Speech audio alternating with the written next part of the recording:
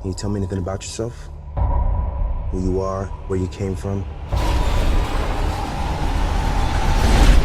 Can you tell me your name? I can't remember anything.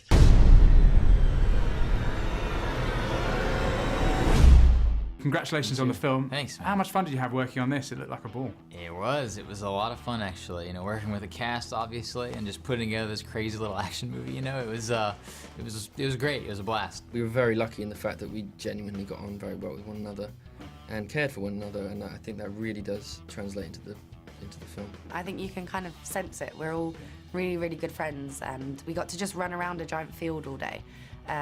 It kind of took us all back to being little kids. We just imagining the grievers and things like that. We were just kind of in our element. It was a lot of fun.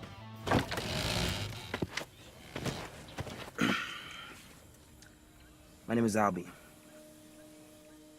Can you tell me anything about yourself, who you are? What is this place? It's a very kind of experiential kind of movie. There's not a lot of you know, romance and kind of the kind of typical love triangle thing, or the oppressive government that you have to overthrow. There's none of that stuff in there. This is basically a really simple kind of situation, and it's basically this adventure these kids have to kind of go through to find their way out.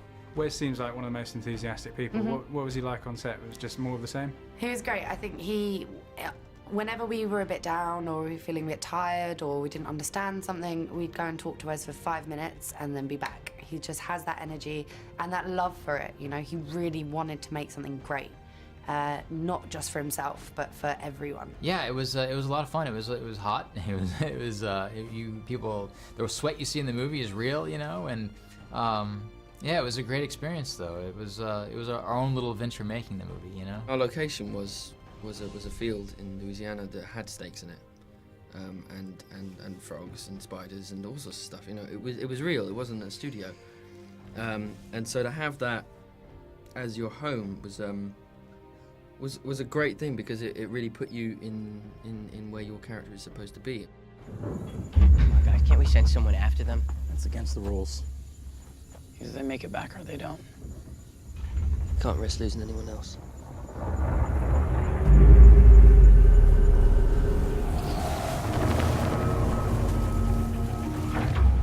I guess the film is touching on a sort of fear of the unknown.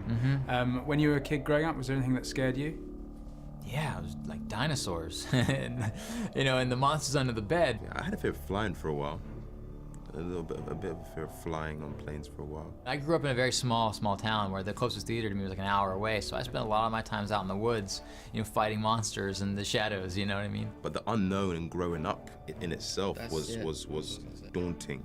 And so within the Maze Runner world, you have to think these kids are growing up with each other with no adult supervision, so they're helping each other along, and I think that's what really bands them together. Every morning when those doors open, the runners look for a way out. And no one has ever survived a night in the maze. What happens to them? We can't leave. They won't let us.